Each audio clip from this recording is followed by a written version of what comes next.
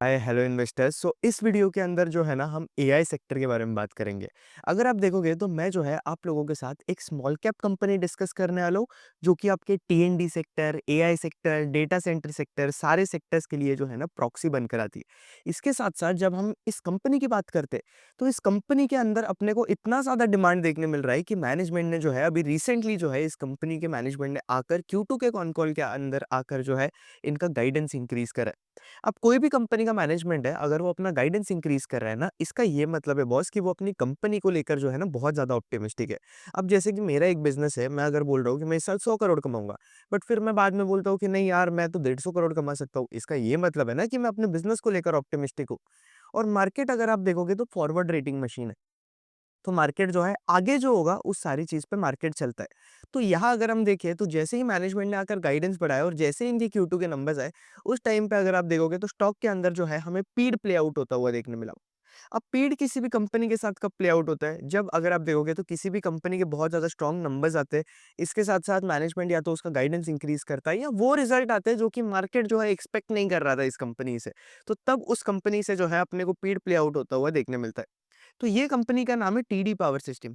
अब देखो AI sector की मैं बात करूँ ना, तो एआई डेटा सेंटर स्पेस के अंदर जो भी कंपनीज़ है ना, मैक्सिमम कंपनीज़ के अंदर प्रॉब्लम क्या है कि बॉस इन कंपनीज़ की जो वैल्यूएशन है ना, वो बड़ी एक्सपेंसिव है। जैसे कि अगर हम बात करें तो नेटवेब टेक्नोलॉजीज़ जैसी कंपनीज़ आ जाती है। तो यहाँ पे अगर आप देखोगे तो 161 के पीई पे ट्रेड कर रही है। फॉरवर्ड बेसिस पे भी अगर आप कैलकुलेट करोगे तो कोई सेंस नहीं बनाता है। क्योंकि यहाँ पे अगेन अगर आप देखोगे तो ये लोग कितने ही परसेंट पे ग्रो कर रहे हैं, 30-40% पे ग्रो करने का गाइडेंस दे रहे हैं। फिर अनंतराज जैसी कंपनीज़ आ जाती है जिनके अभी तक डेटा सेंटर से रेवेन्यूज़ आ ही नहीं रहे। अनंतराज के बाद टेक्नो इलेक्ट्रिक जैसी कंपनीज़ आ जाती है जहाँ पे अगेन वैल्यूएशन थोड़ी, अगर मैं बात करूँ तो अनंतराज में भी जो है थोड़ी एक्सपेंसिव है considering a real estate company. क्योंकि अनंतराज के अभी भी मैक्सिमम रेवेन्यूज रियल एस्टेट वाले सेगमेंट से ही आते हैं, डेटा सेंटर से नहीं आते। वो अपने को आगे जाकर इंक्रीज होते हुए देखने मिलेंगे। फिर ई टू नेटवर्क जैसी कंपनीज आ जाती है जो कि अगेन आपके एआई और क्लाउड स्पेस के अंदर काम करती है। तो ई टू ई के अंदर भी अगर आप देखोगे तो वैल्यूएशन मतलब अलग ऑर्बिट पे जा चुकी है। तो यहाँ अगर आप देखोगे ना तो एज इन्वेस्टर अपने को मार्केट के अंदर बेस्ट डील देखना है। तो जब मैं बात करूँ तो आपके जो पावर लेड प्रॉक्सी है ना, वहाँ पे डील कंपैरेटिवली बेटर बन के आता है, क्योंकि आपका जैसे-जैसे एआई का नीड इंक्रीज़ होगा, उस तरीके से अगर आप देखोगे तो हमारा जो पावर का नीड है ना, वो भी इंक्रीज़ होगा। क्योंकि डेटा सेंटर के लिए, एआई के लिए जो है आपको जो पावर होती है ना, वो बहुत ज़्यादा लगती है। तो यहाँ पे अगर हम बात करें तो ये टीडी पावर जो कंपनी है ना, ये बहुत छोटी कंपनी है। आई थिंक 12,000 करोड़ के आसपास का मार्केट कैप है इसका। तो इधर अगर आप देखोगे तो ये लोग क्या बनाते हैं, ये लोग जो है ना आपके जनरेटर्स बनाते हैं टरबाइन्स के लिए। इसके साथ-साथ ये लोग डिफरेंट टाइप ऑफ जनरेटर्स बनाते हैं। गैस टरबाइन्स की तरफ से जो है इनको सबसे ज़्यादा डिमांड देखने मिल रही है। आपकी गैस टरबाइन्स की अगर मैं बात करूँ तो ये कहाँ यूज़ होता है? ये जो है आपके डेटा सेंटर्स और जो बड़े-बड़े एआई डेटा सेंटर्स होते हैं ना, वहाँ पे आपको जो है गैस टरबाइन्स यूज़ करनी होती है। फिर इसके साथ-साथ अगर हम अपन बात करें तो ये लोग आपके हाइड्रो टरबाइन्स के अंदर भी है, तो यहाँ से भी कंपनी को जो है अच्छे खासे रेवेन्यूज़ देखने मिल रहे हैं। फिर they also make generators for engines, जहाँ पे ये डीजल जेनसेट्स और आपके गैस जेनसेट्स दोनों बनाते हैं। अब ये जो जेनसेट्स बनाते हैं ना, ये हमारे इंडिया के अंदर यूज़ नहीं हो सकते, क्योंकि इनके जो जेनसेट्स अगर आप देखोगे तो इसका जो एमवी होता है ना, वो बहुत ज़्यादा हाई होता है। इंडिया के केस में अगर हम देखें तो डेटा सेंटर्स की मैं बात करूँ तो इंडिया के जो डेटा सेंटर्स है ना, और जो हाइपर स्केलर डेटा सेंटर बनाते हैं, जैसे कि गूगल, मेटा, अमेज़न, ये जो डेटा सेंटर्स बना रहे हैं, और इंडिया के अंदर जो डेटा सेंटर्स है ना, वो बहुत छोटे।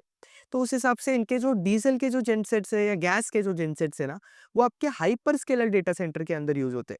तो इंडिया से इस कंपनी के जो है ना, इस रीज़न से इतने ज़्यादा रेवेन्यूज़ नहीं आते। इनके मैक्सिमम रेवेन्यूज़ अपने को कहाँ से देखने मिलते हैं? एक्सपोर्ट्स के थ्रू जो है कंपनी के मैक्सिमम रेवेन्यूज़ आ रहे हैं। फिर इसके अलावा अगेन ये लोग जो है आपके train, oil and gas, solar thermal और आपके मोटर इंडक्शन बनाते हैं। यहाँ अगेन अगर आप देखोगे तो कंपनी के साथ इंटरेस्टिंग क्या हो रहा है, इनके मैक्सिमम रेवेन्यूज जो है अपने को एक्सपोर्ट से देखने मिल रहे हैं, क्योंकि सबसे ज्यादा डिमांड इनको कहाँ से देखने मिल रही है? दो जगह से, एक है यूएस और दूसरा है यूरोप। जब हम यूएस की बात करें तो यूएस से मैनेजमेंट को कहाँ डिमांड देखने मिल रहा है?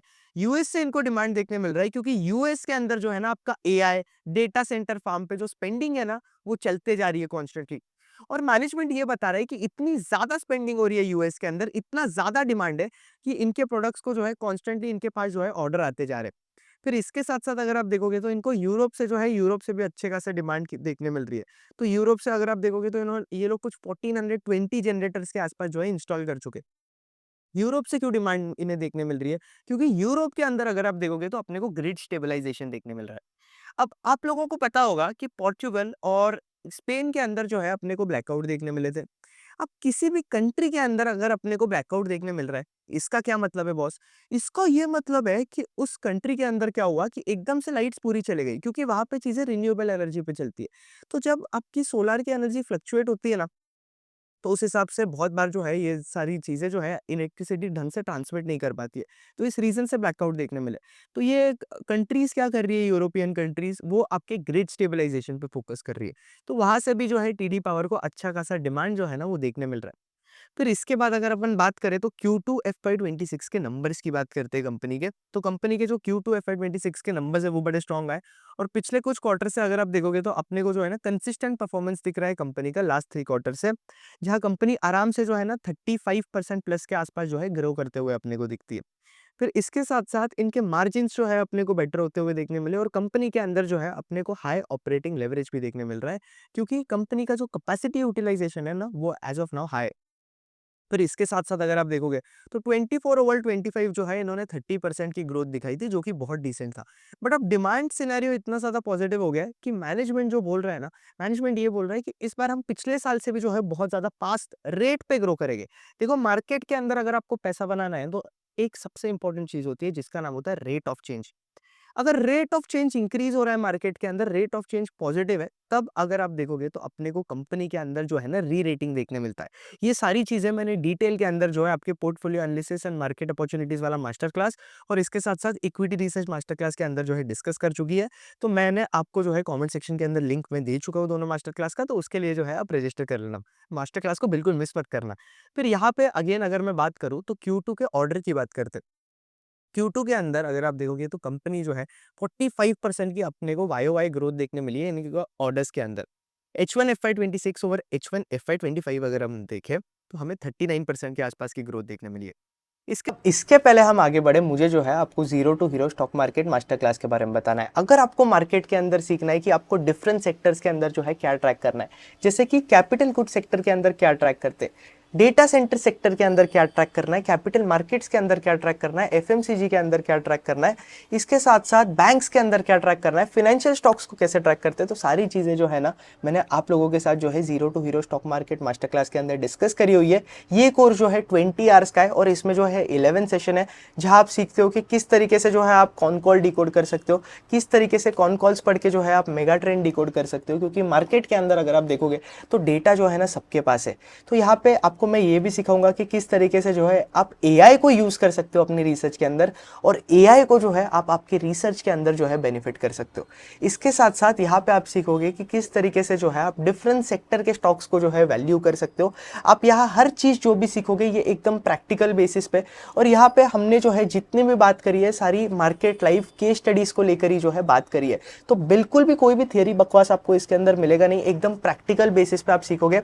और इसके साथ साथ यहाँ पे आपको सीखने मिलेगा कि किस तरीके से जो है मैं टेक्निकल एनालिसिस करता हूँ, किस बेसिस पे जो है मैं टेक्नो फंडा एनालिसिस यूज करता हूँ और अपॉर्चुनिटीज ढूंढता हूँ मार्केट के अंदर, और किस तरीके से आप कॉन कॉल्स के थ्रू जो है डॉट कनेक्ट कर सकते हो, मेगा ट्रेंड्स ढूंढ सकते हो, और आगे जाकर कौन से 15-20 मेगा ट्रेंड्स है जो कि हमें प्ले आउट होते हुए देखने मिल सकते हैं, ये भी आप यहाँ से सीखते हो।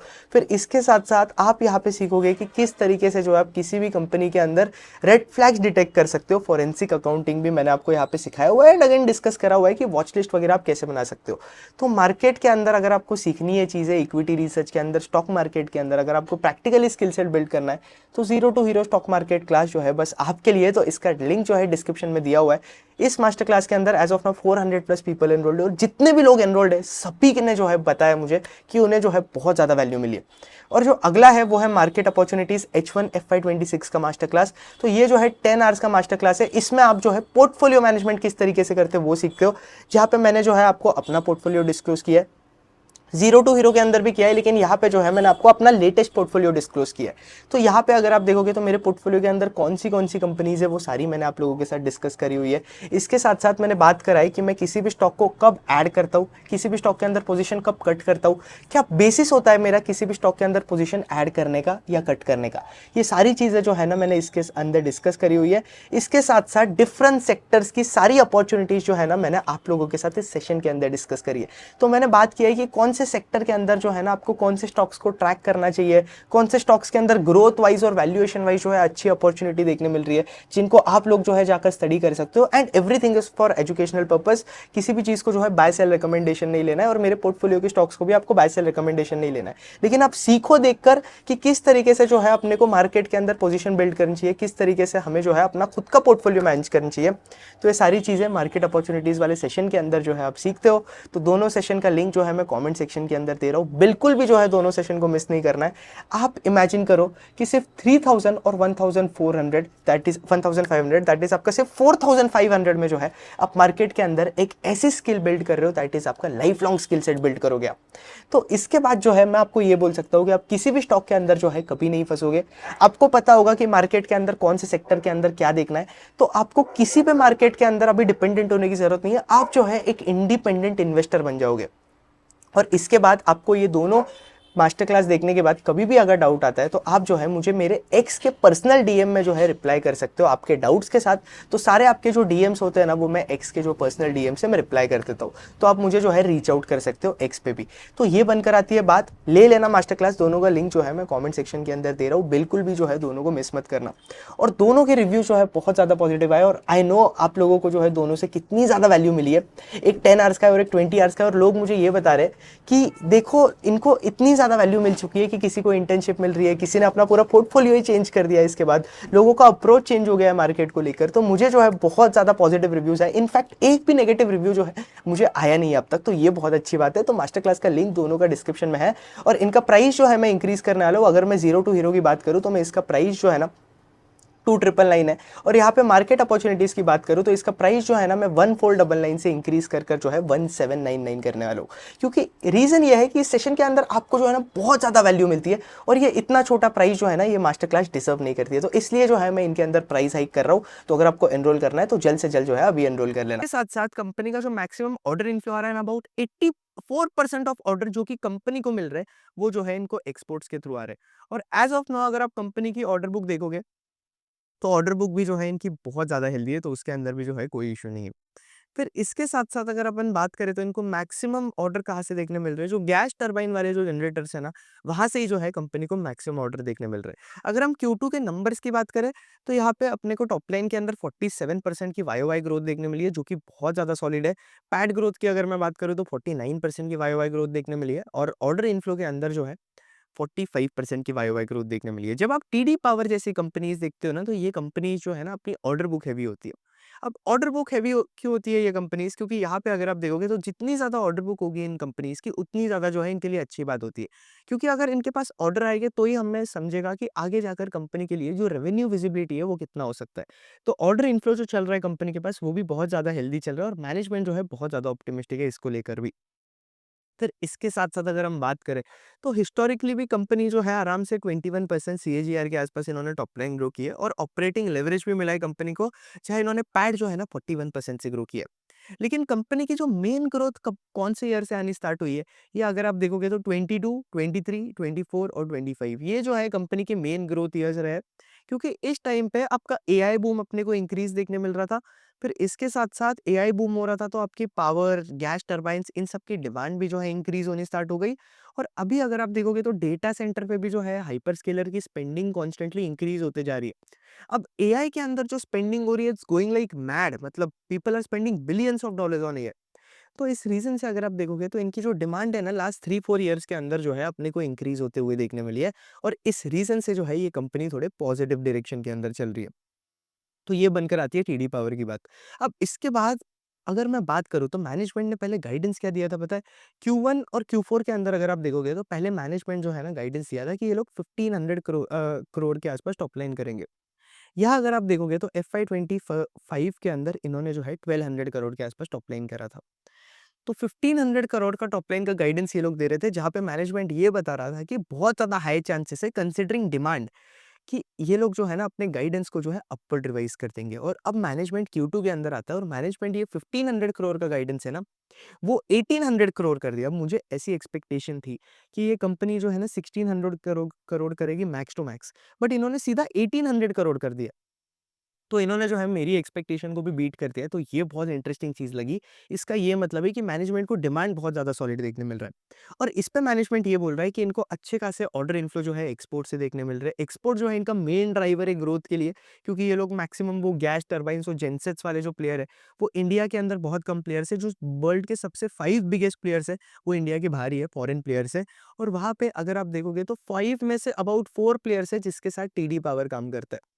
फिर इसके साथ-साथ अगेन अगर आप देखोगे तो ये लोग steam turbines, gas engine, geothermal motor, इन सारी रेंज से जो है इनको अच्छा खासा बिज़नेस मिल रहा है, अच्छी खासी डिमांड मिल रही है। अगेन अगर हम बात करें तो यूएस, जर्मनी और यूरोप वाली जगहों से जो है इनको अच्छे खासे ऑर्डर्स देखने मिल रहे हैं और मैनेजमेंट ये बता रहा है कि एफवाई 26 के अंदर अब देखो इनका मैक्सिमम रेवेन्यू जो है एक्सपोर्ट से आता है, मैक्सिमम कहा जा रहा है यूएस और यूरोप। तो बिजनेस पे जो है ना एक टैरिफ का रिस्क जो है अपने को बनकर दिखता है। और वैसे भी आपको पता ही है कि यार बीच में अभी डोनाल्ड ट्रंप ने फिर से बोला था कि यार वो लोग जो है ट्रेड डील करने वाले हैं। तो वो इंडिया पे जो ड्यूटीज है अबाउट 50% के आसपास की ड्यूटीज है ना, वो रिड्यूस करके 17 to 18% के आसपास कुछ रखने वाले। तो यहाँ से अगर आप देखोगे तो ट्रेड डील अगर हुआ नहीं हुआ, मैनेजमेंट ये बोल रहा है हमें उससे फ़र्क नहीं पड़ने वाला है, जो हमारा गाइडेंस है ना वो कांस्टेंट रहेगा। इसके साथ-साथ मैनेजमेंट अब मुझे ये भी बात बहुत इंटरेस्टिंग लगी कि क्यू1 के अंदर मैनेजमेंट ने क्या किया, क्यू1 के अंदर मैनेजमेंट ये बताता है कि ये लोग इनकी सप्लाई चेन है ना वो रिसोर्सिंग कर रहे हैं। मतलब क्या कि इनका टर्की से भी बिज़नेस होता है और टर्की से अगर आप देखोगे तो टर्की के ऊपर यूएस ने जो है ना ड्यूटी कंपैरेटिवली कम लगाई हुई है एज़ इंडिया।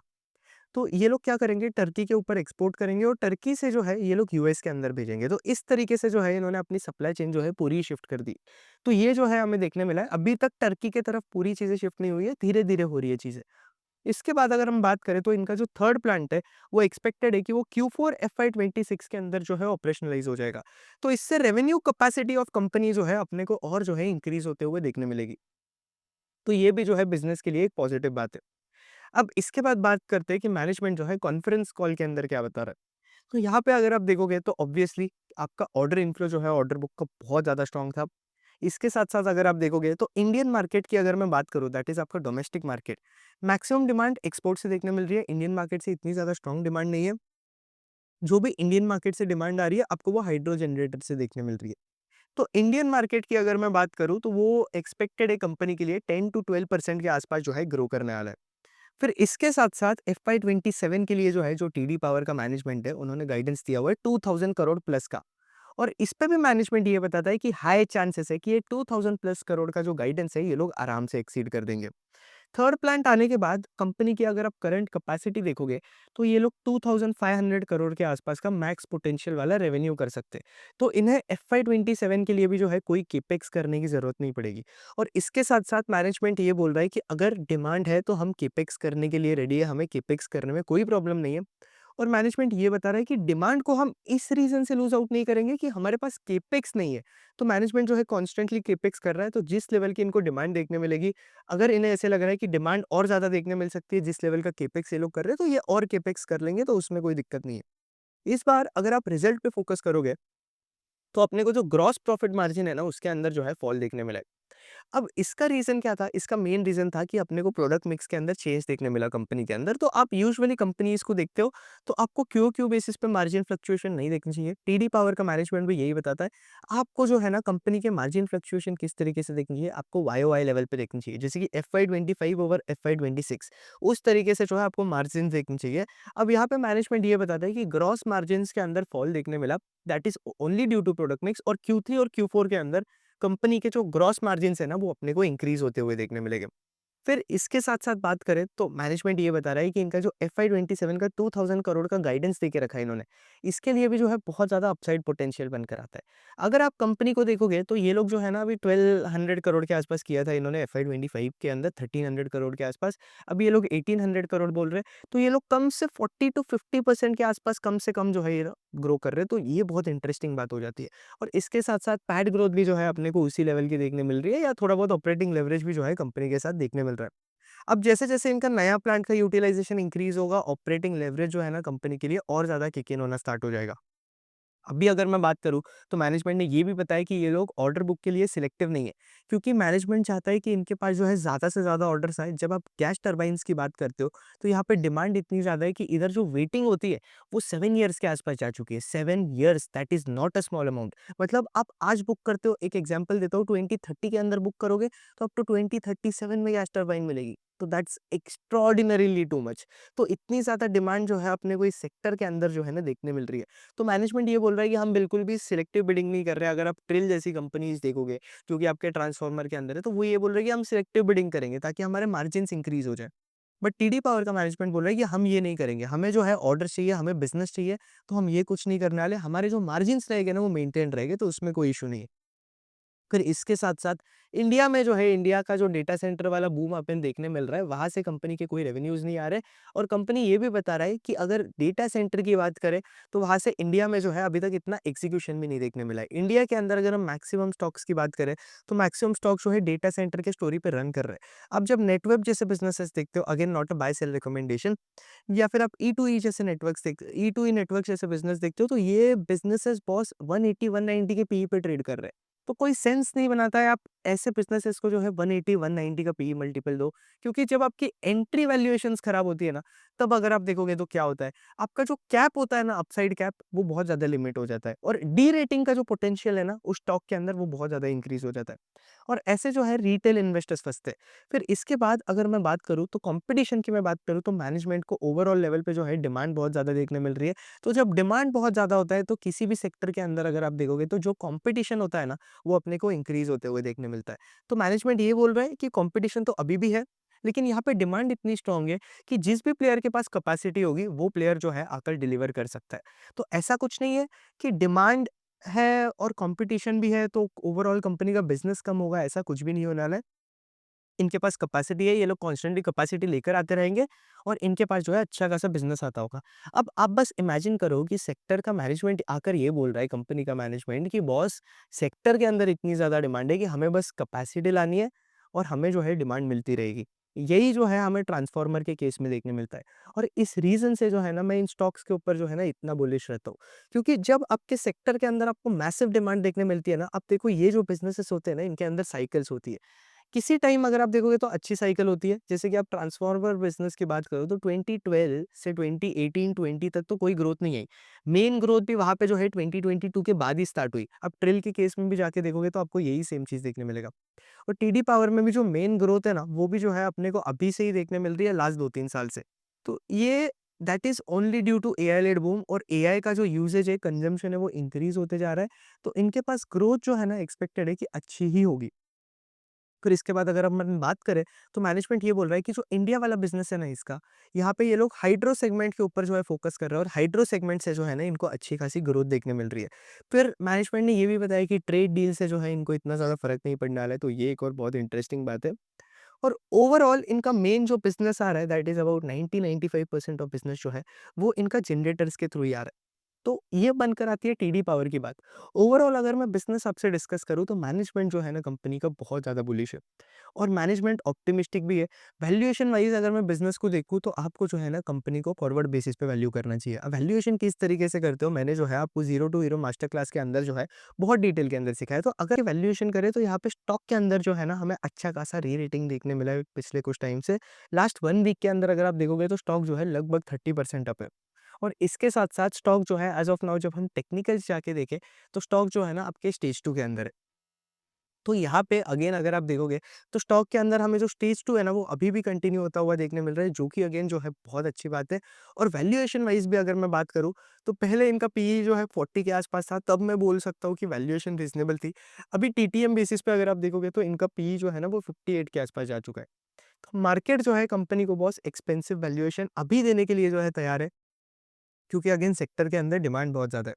लेकिन अगर मैं आपसे डिस्कस करूँ फॉरवर्ड वैल्यूएशन के बेसिस पे और डील वाइज़ बेसिस पे, तो जितने भी सेक्टर, एआई सेक्टर के अंदर अपने को स्टॉक्स देखने मिल रहे हैं, उसमें टीडी पावर एक कंपनी है जहाँ पे डिमांड अपने को अच्छा खासा देखने मिल रहा है और ग्राउंड लेवल पे एग्जीक्यूशन देखने मिल रहा है। तो ये बनकर आती है बात।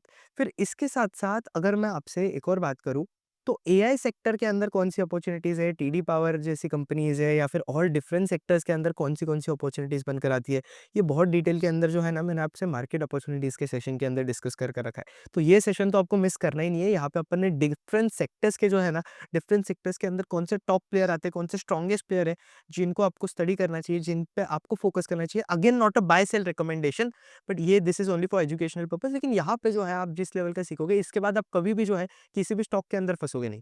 तो ये आप देख लेना। फिर इसके साथ-साथ अगेन अगर मैं बात करूँ, तो फॉरवर्ड बेसिस पे अगर हम कैलकुलेट भी करें, तो अभी टीडी पावर का अगर आप मैं पैट मार्जिन बोलूँ तो 13% के आसपास है। यहाँ पे ये लोग 1800 करोड़ कर सकते हैं आराम से। तो 1800 करोड़ पे अगर हम 13% का भी पैट मार्जिन लेते हैं कंपनी के लिए, तो 230 करोड़ का पैट बन के आता है। ऑप्टिमिस्टिक हो जाओ, 240 करोड़ का पैट ले लो। तो यहाँ पे अभी कंपनी का मार्केट कैप जो है ना वो 12,600 समथिंग है। यहाँ पे अगर हम 240 करोड़ का पैट भी ले लें, तो आपकी फॉरवर्ड बेसिस पे वैल्यूएशन जो है ना 52x या 50x के आसपास जो है बनकर आती है प्राइस टू अर्निंग्स। तो उस हिसाब से जो है डिसेंट है, जिस लेवल का ग्रोथ जो है बिज़नेस के अंदर आ रहा है, बिज़नेस के अंदर ग्रोथ भी 50% के आसपास ही आ रहा है। तो यहाँ पे अगर आप देखोगे तो जो आपका पे रेशियो बनता है ना, वो 1 के आसपास बनता है। तो अभी यहाँ से री-रेटिंग अपॉर्च्युनिटी थोड़ा-सा टफ लगता है, क्योंकि री-रेटिंग जितना होना था हो चुका है। अब इसके ऊपर आप ऐसे बिज़नेसेस को वैल्यूएशन नहीं दे सकते हो, पीई मल्टीपल नहीं दे सकते हो। क्योंकि यार ऐसे बिज़नेस को आप मैक्सिमम जो मल्टीपल दे सकते हो वो 60-70 का है, उसके ऊपर आप ज़्यादा मल्टीपल नहीं दे सकते हो। But again AI led boom है, लेकिन स्टिल ये लोग आपके कैपिटल गुड्स के बिज़नेस के अंदर है। कैपिटल गुड के बिज़नेस के लिए 60-70 का जो पीई मल्टीपल बनकर आता है वो बहुत ज़्यादा है।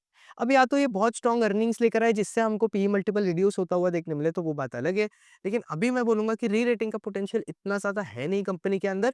लेकिन ग्रोथ वाइज़ अगर मैं अपॉर्च्युनिटी की बात करूँ तो बहुत ज़्यादा ग्रोथ है कंपनी के अंदर, तो बहुत इंटरेस्टिंग है। तो यही बनता है हमारा टीडी पावर का वीडियो। होपफुली आपको वीडियो अच्छा लगा होगा। मैंने वीडियो भी कवर कर बिज़नेस भी कवर कर दिया वीडियो में, और इसके साथ-साथ आप लोगों के साथ कॉन कॉल भी कवर कर दी पूरी। तो होपफुली आप लोगों को जो है वीडियो पसंद आया होगा। वीडियो पसंद आया तो लाइक करना, चैनल पे पहली बार आए हो तो चैनल सब्सक्राइब कर देना। कंटेंट पसंद आया और कंटेंट आपको ऐसा और चाहिए तो चैनल पे और भी बहुत सारे वीडियोज़ हैं। हमारा मार्केट्स विद आयुष मर्दा का भी चैनल है, और इस चैनल को जो है मैक्सिमम लोगों से शेयर करना। इसके साथ-साथ इक्विटी रिसर्च मास्टर क्लास का दोनों का लिंक जो है, पोर्टफोलियो मैनेजमेंट का जो सेशन है और इक्विटी रिसर्च का जो सेशन है, दोनों वर्कशॉप के लिंक जो है जल्दी से वो वर्कशॉप जो है ले लेना। कमेंट सेक्शन के अंदर लिंक है, तो कमेंट सेक्शन से आप डायरेक्ट एनरोल कर सकते हो, वो ले लेना। उनको बिल्कुल भी मिस मत करना, क्योंकि उसके अंदर आपको जो वैल्यू मिलती है ना बॉस, आपको इमेजिन भी नहीं कर सकते हो। That's it, Ayush Mirdha signing off. जय हिंद, जय भारत।